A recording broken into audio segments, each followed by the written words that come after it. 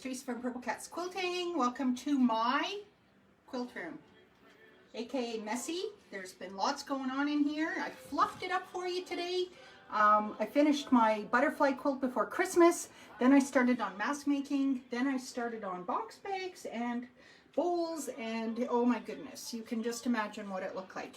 Don't we all create?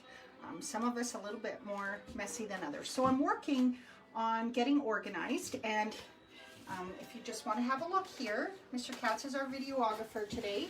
I'm going to talk to you about getting organized. I know I've seen lots of people who have had opportunities to sew over the holidays. That's not how we maybe choose to spend our time because we're missing our families, but we do what we have to do to get through this together. I wanted to show you my design wall over here. So I have a big design wall. It's not fabulous fancy or anything, but it sure is functional.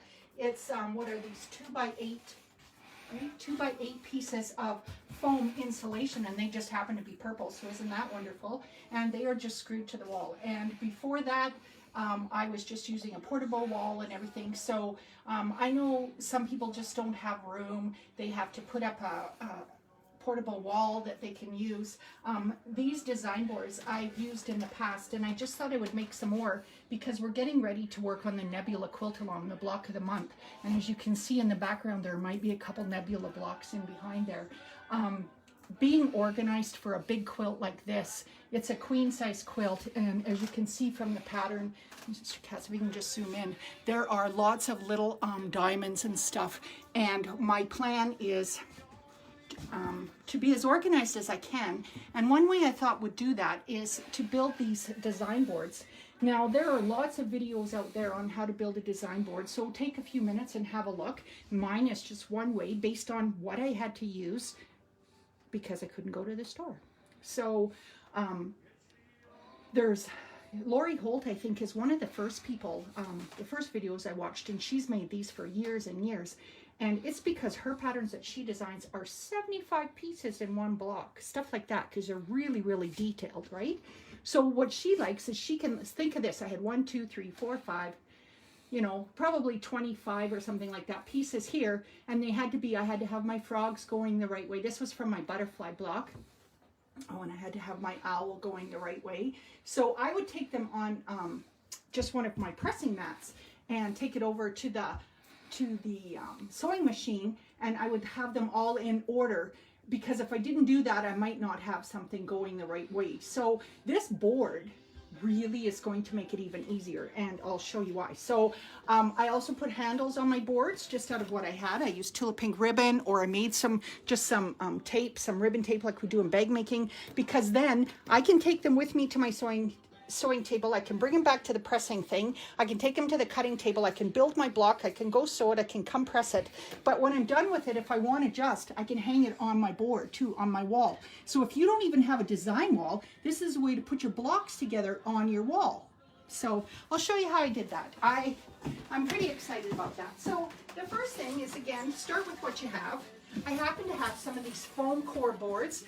We bought ours at the dollar store for $1.50. We used these last year when we were making signage and stuff for the front of the shop. They're just very simple. They've got foam in between two pieces of laminated paper. So it's almost like a poster board, but it's a little laminated. There's all different kinds. And these are, what were they? 20 by 30, I think. Yeah, 20 by 30. So on the wall there, I think I made a 20-inch block. Can't remember. I mean, you could do whatever you wanted. Yeah, I did. I did a 20 by 30 or 20 by 20. That's what that one is. And then I had a 10-inch piece that I cut in half. So with this board, I made one big one and two small ones. With this board, I can make, just cut it, I can make 6, right? Look at that. So again, maybe based on a project you're going to do, like if you're going to do, I'm going to do the 100 modern quilt blocks again. I'm going to do it in black and whites and colors. I've already done it once.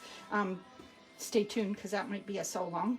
But they're 6.5-inch blocks. So wouldn't it be neat? Probably the thing that takes the most time with this is cutting your fabrics, fussy cutting. You could lay them on here, so you could do all of that and maybe do up 10 blocks and have them ready to sew together. It makes it so much easier. So depend on what project you're working on, what size of block you have. You might be working on, you know, maybe a 10-inch block. So you want to make your mats, these mats maybe 12.5 inches. You can do whatever you want. So I'm just going to show you how I did it. I cut up one of these boards into 6 10-inch pieces, and all I did was I didn't use my Tulip Ink rotary cutter. I used an older one, and I just laid it on my mat. I measured over 10 and 10. You could draw lines if you're that accurate, but you don't need to be. And I just cut it. When I cut my 20 by 20, I just cut one big one. Bigger ones are a little bit harder to work with the way I do it, but there are some times when you would want a bigger one. I think with the Nebula blocks, we're going to want a few big ones. So that poster board. Another thing that I used, and I've been playing around with this, I've made a few. I ordered a whole bolt of white wide back flannel. So that is actually due in the shop. We have a box in from Checkers today. I'm hoping it's there. I'm selling this white flannel. It's 108 wide. It's a really good quality flannel, and that's what I bought it for, was to make these boards. I thought somebody else might want to buy some too. So I've got that on the bolt. It'll be a really good price because it's 108 wide. So you can just buy a 1/2 meter or a meter for like $35 in your set. You can make a lot of boards with that. The other thing that if you don't have flannel and you want to make some right away, leftover batting. We all have leftover batting. It doesn't matter what color it is because it's just a background. I had some of this Hobbs 80/20 white, and I made a couple out of those. What I really like, and I just want to show you, I did a couple layers of flannel because I wanted a little bit of a padding on this board. So the last time I did a couple layers of flannel, and it worked really nice. Then I went and found the batting downstairs, and I did a layer of batting and flannel, and I like that the best. You know, if I happen to have to put a pin in there or something, it would work. So that's what I did. So the first thing I do is I go and I press out my flannel because I want it to be nice and flat and nice and smooth, because I'm going to pull it really as tight as I can. This one here, you can see this is the big one I made, and I used 2 layers of flannel, and I think it would have been better with just a little bit of batting. But again, just use what you have on hand. Make a couple. Don't cut out 40 like me when you first start. Just make one and see what you think. And you know, you can, like I said, you can look at the different videos. I'll tell you the different ways that I saw, and then I'll tell you why I did mine, just because I didn't have all the supplies. So my iron, sorry, wasn't hot. There it comes. I just want to flatten out those wrinkles and stuff that were in that flannel because it was on the bolt. And I really like, when I press the 2 together, it almost makes them stick together too, right? So I cut these 10 inches wide, and I'm really going to smooth them out. And then I'm going to clips. I like clips. If you don't have clips in your repertoire yet, you're gonna want some eventually. We use them in bag making. So see, I'm really pulling that flannel tight, and I'm clipping around each side. Just really tight. And it doesn't matter if it rolls over. That's actually good, because then that means I've got it on here really tight. I don't want any puckers or anything like that. But again, these are a working thing. They're not like they're going in a quilt show. They're really meant to be functional for us. So use the supplies you have on hand. You know what? If you've got a couple cardboard boxes, because yeah, we just all got Christmas and presents and stuff like that. Maybe you've got some cardboard you could cut up, and you could just make a couple of these to see if you like them. Okay, so I've got my 10-inch squares. I've got a batting and a flannel on there. But again, you can just use batting. You can just use flannel. You want something, they said felt too would work. You want something that your fabric's going to stick to. See that? Canvas. No, canvas won't work. Oh. You're talking again. It's got to be something that has a pile to it, right? Something that fabric will stick to. That's why batting, felt, or flannel works good. Because look, I don't have the, well, now okay, so there. But I had to shake that pretty good, right? And another thing that Lori Holt talked about is if she's going away somewhere to a retreat or whatever, and that day will come. I know it is. She could stack up all of her blocks like this, 10, 20. She could have them all cut out at home, and then she goes to retreat and sews them or whatever, and she just puts an elastic around them and it holds them in place. Something else that I want to make next week, we've done this before, is the project bags. And you could make a project bag big enough for 5 or 6 of these to drop into.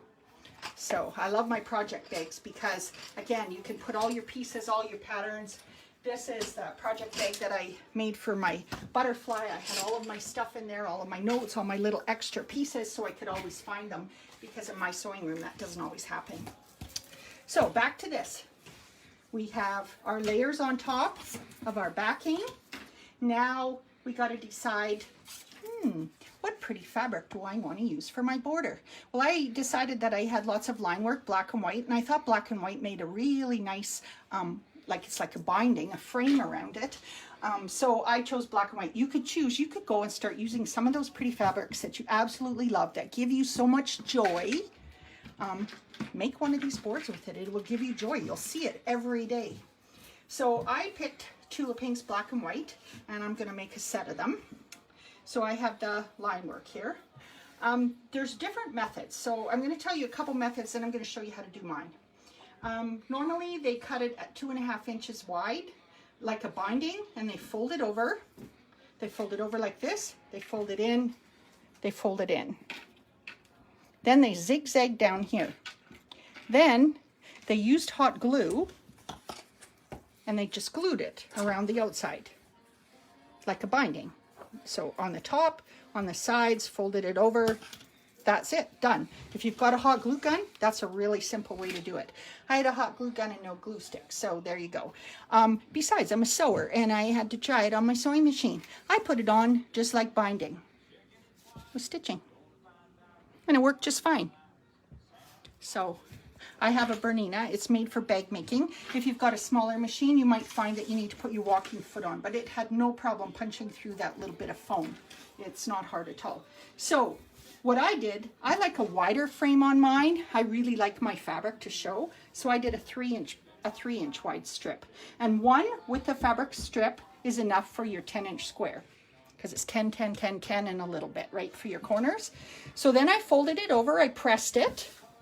So I have a big, long 42-inch piece of 3 inches folded in half. So now it's 1.5 inches wide.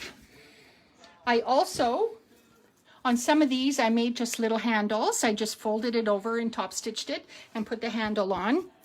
This one I just pinking sheared a little piece of scrap fabric and put it on so I could do it. But then I found my Tula Pink ribbon. Yeehaw.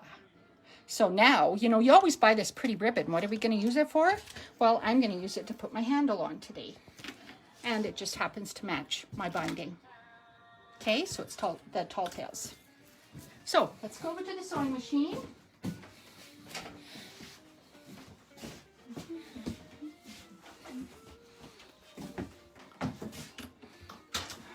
So I have my stitch set at about 4.85 length.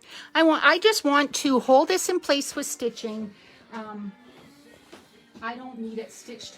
I don't want it to start breaking the foam and have it come apart. Okay, so we're going to sew like we sew binding onto the back. We're going to fold it over to the front and top stitch it. Okay, so start with my, it's okay to use a selvage here because then it's kind of like a finished edge too, right? So I just start in the middle of a side and I just start sewing. And I'm always pulling the flannel underneath. And I use about a good 1/4 inch seam, just like a normal binding.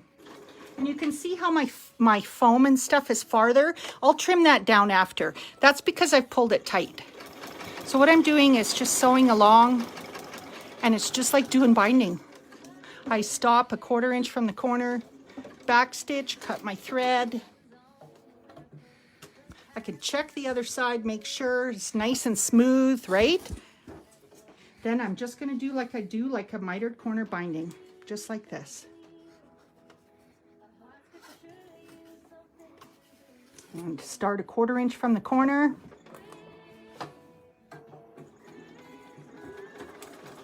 And sew down that side.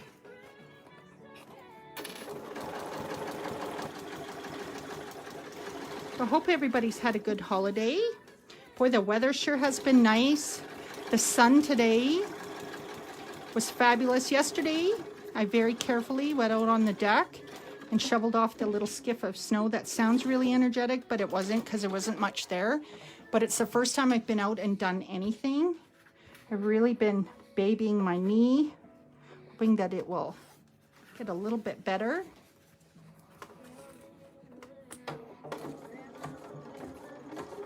So again, just mitering those corners, just folding them in like we do. I'll show you one more time on the corner. But it's just like putting a binding on. And see, you can see my machine has no problem. If you're having problems, maybe change your needle. I don't know if you've changed your needle lately. You're supposed to change your needle every project, they say. It's one of the first things when people are having problems. One of the things when people are having problems with their machine, I'm like, I go through a list. Have you changed your needle lately? Have you got your machine threaded? Maybe take it apart and thread it again. Pull out your bobbin, thread it again. Just little troubleshooting kind of things.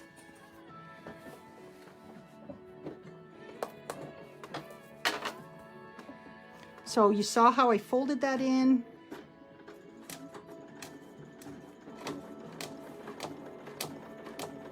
And I go a little bit slower here. You can hear it popping that little bit of plastic. So you'll definitely want to change your needle after you're done this before you start sewing. It's really popping.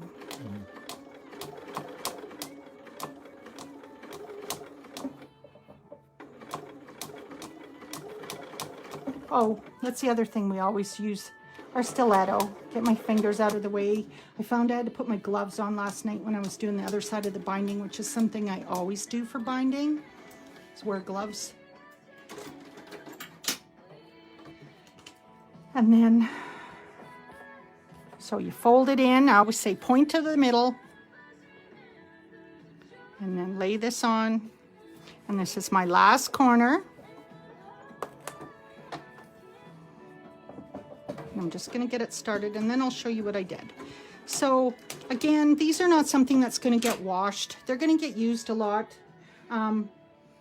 I just used my pinking shears and I just cut it so that it would overlap, because really that selvage edge is actually going to be on the top after. So it will be a finished edge that won't fray. Pinking shears work really good too. I think it's better than trying to put your binding there and just get that extra fabric in, because you don't need any more fabric on these.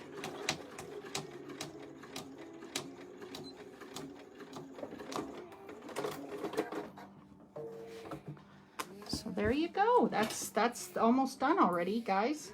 It's so easy. Again, these are going to be your next new addiction. It's going to be like making bowls or whatever. Can never have too many of these. Wouldn't this make a nice gift to give your sewing friend?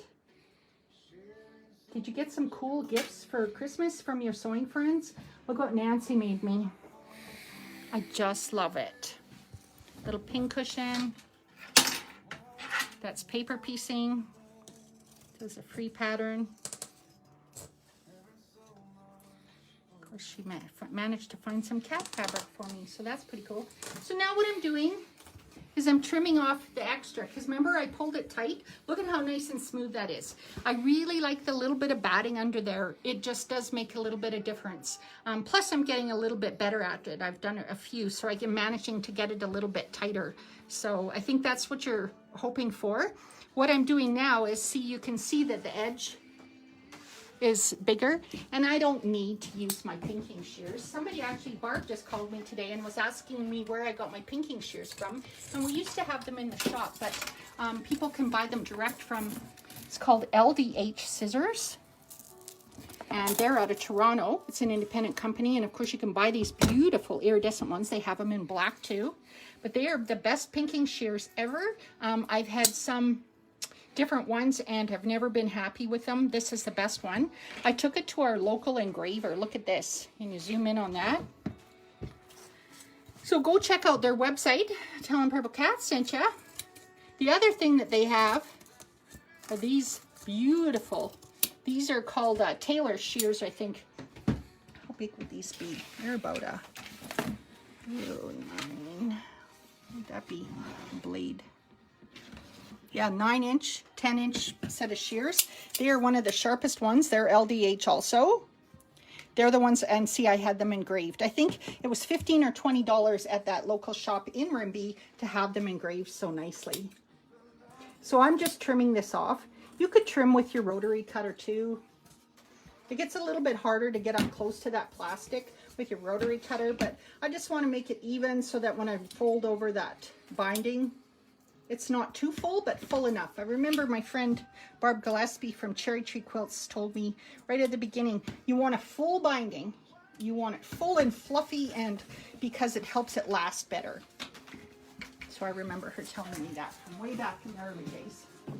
So of course this is like a corrugated cardboard, but I'm going to use my iron to press this out. So you could finger press this if you want. I like to play iron chicken, so I'm warning you right now, plastic equals melt, but this one that I have seems to be more paper than plastic, and I have done it before, so I know it's not going to melt. Call it iron chicken because when we're bag making, you're not supposed to press vinyl. You're not supposed to press cork because it could seal. But then there's that little iron chicken where you just go, ch, ch. Same with zippers, not supposed to touch them with your hot iron. And if it ever happens to you, you'll probably never do it again. So see what I've done? I just pushed it away so I get a nice, this is what I do on binding on quilts and stuff. I press so that it's nice and smooth. There's no ripples. You could finger press. You could use your Violet Craft seam roller. That's always an option, especially in bag making. Now I want to pull it around really tight onto this side. I want a really tight binding. And again, having that little bit of extra stuffing in there just really makes it nice. And see, with those mitered corners, they just flip over. Again, it's so simple. Anybody who doesn't like binding, you're gonna love this because it just seems to go so fast and easy. Again, clips for binding. Man, what did we do without clips, hey? Just clip. And there's all kinds of clips on the market. You get what you pay for.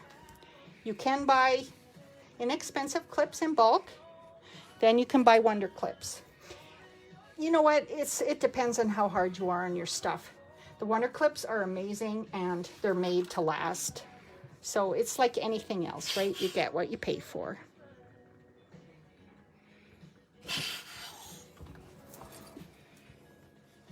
So I'm just clipping them in, keeping it tight. I find the clips really make the sewing part so much easier when I go back. That's what I do with binding on quilts and stuff, you know, or table runner or whatever. So now I just want to make sure when I pull this, it's open, that the over goes over the top. So I'm just going to slide it on. Do you see what I mean there? I want this. This is a salvage. This is a raw edge. When I come, I just want to tuck it so it looks like a straight line. Does that make sense? Just do some manipulating there. This is one of the first bags I ever made. It was a little clip bag. Tara Sinclair helped us do that. And I'll be uploading this video to our new Cats Meow section on our website, which will be just a shortcut link. It's going to be like a blog section where you can go and instead of searching on my Facebook page for all the videos that I've done, they'll be there. So it'll make it a lot easier. And thank you again to my friend. You know that show where they give you the option of calling a friend for help? Well, yesterday I just messaged Tara and she was kind enough to give me a bit of her time. And I was so close to getting that set up on my website, but do you think I could get it to work? You know, it's one of those things that you're so close, but you've been doing it for so many times that you just keep going around in circles. So thanks to Tara for helping me with that. So again, we're going to miter those corners just like we do a quilt. Get them in. I like to do this. I've got this coming down here. I stick my pin in there, flatten it out, and that seems to bring my corner right out there. And then I'm going to clip it. I like to have all the work done before I go back to the sewing machine. It's the same when I'm doing a quilt. So I got this, fold it over. See how that folds over there so nice? And then it doesn't slip away on you. And then I'm going to put those two corners so it looks like it's really nice and mitered.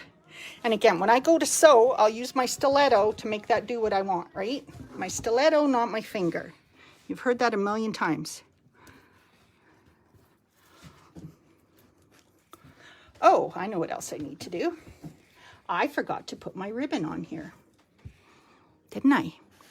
What I like to do is put my ribbon in here. So I'm going to actually just slide it in there after. I've got one already with the ribbon ready to put together. So isn't that cool? So here's the one I already have put together. I stuck my ribbon under there before I sewed that seam on the back. So then it'll hang up like this. And I used coordinating the Lineworks ribbon. Doesn't that look cute? So now I've got this one all done up. I even put my little logo there, just because if I'm taking a picture or something, I might want my logo. I just thought it was kind of cool. You could embroider something on there. I know there's some ladies that just bought sewing machines here in the fall, Bernina 570s. I cannot believe how much they have jumped into embroidery world. It's incredible. So there's so many things you can do to personalize these. But again, they're functional. They're probably going to get dirty. You're going to replace them in a while. But yeah, who says we can't have pretty and functional, right? So now all I'm doing is using that big stitch, and I'm going to top stitch around like I would do a binding, and then we're going to be done.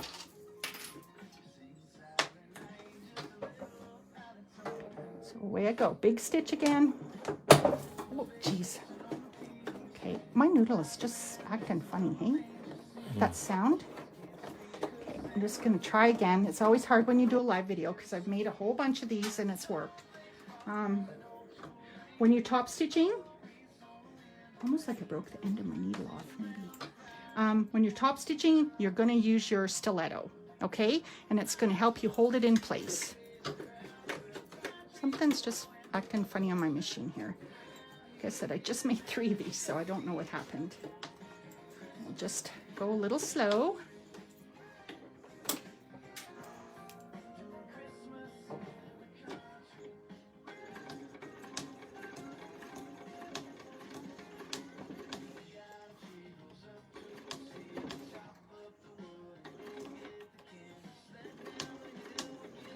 See how that stiletto just keeps my fingers out of the way, and you actually can pull it way over and get that fabric in a nice straight line.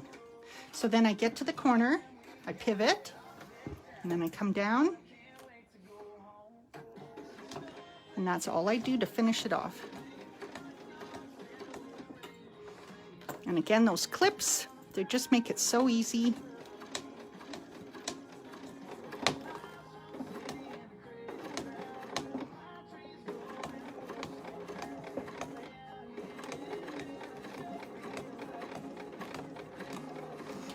So yeah, we get to start our Nebula block of the month. It's been like Santa's workshop here. We got 100 and some kits the day before Christmas. And so we stayed up, we worked really late and we got them all put together. Mr. Katz has been getting them all prepared because he has to get them ready for shipping, weigh them, we insure them, and they are going to be in the post office tomorrow morning when it opens. So we also have a few locals, a few locals that are going to come and pick theirs up in the next couple days. So if that's you that wants to do that, you need to get a hold of me because I'm only at the shop tomorrow. We're trying to take a little bit of time off to have a rest, but we also will work at getting all the orders that came over Christmas out tomorrow. So we did get a few of you got some gift cards. I talked to a few people today about gift cards and items that they wanted to order. So Merry Christmas to you. Maybe you got some money for Christmas that you need to spend. We do take email money transfers. We also have had to finalize our numbers here shortly for Tula Pink's Curiouser and Curiouser. So if you're looking to buy that, you probably want to get your pre-order in soon. I cannot wait for that line. We are lucky enough that we get a couple fat quarter bundles early to make samples with, and I can't wait to show you that because I know that that fabric is going to be so popular. I love the kitty on her shoulder, but the colors in it are just so rich.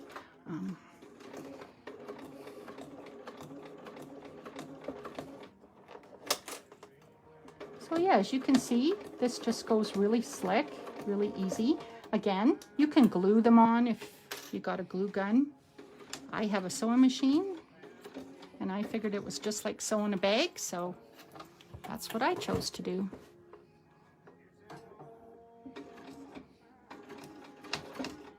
I'm a quilter first, so it's like a little quilt square actually, isn't it? And again, if you have a smaller machine, you might find putting your walking foot on is a good tool. We actually, on these 570s, the 770, and the Bernina 500 level, they have this thing called dual feed. If you wanted to show them, Mr. Katz, in the back.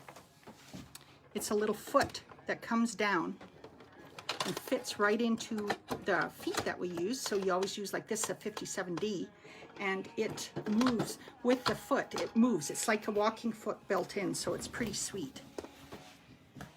Yeah, so there you go. That's it. That's it. It's done. I put a lighter thread in the bottom because I had white. So that I just did that this time. So then it kind of hides the stitching. It looks pretty good. You know, again, they're functional. But I like them because they stack. I like that I can make a whole pile of them. I can make them fast and easy. I could take this and put an elastic around it and drop it in a bag just to store for a while. I could set them. They won't take room in my sewing room. If I don't have a design wall, I can even put a little label on here, a little piece of paper that says block 1 or whatever. And I can store them up on one of the many tables that I have in my room, right? If I don't have a design wall. Or I can sit them beside the machine. Or I could put a little portable table beside the machine and have them there to pull.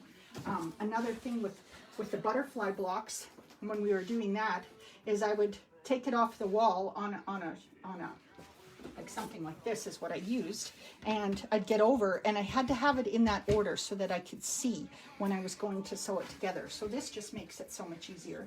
So I hope that you like that idea. I know so many people are cleaning their sewing rooms and stuff and getting ready to bring in the new year. Yeah, so we're pretty excited. Like I said, these are cool because they'll hang up on your wall. You can put them up, you can take them down, and they're fairly inexpensive to make too. So with that, I want to wish you a Happy New Year.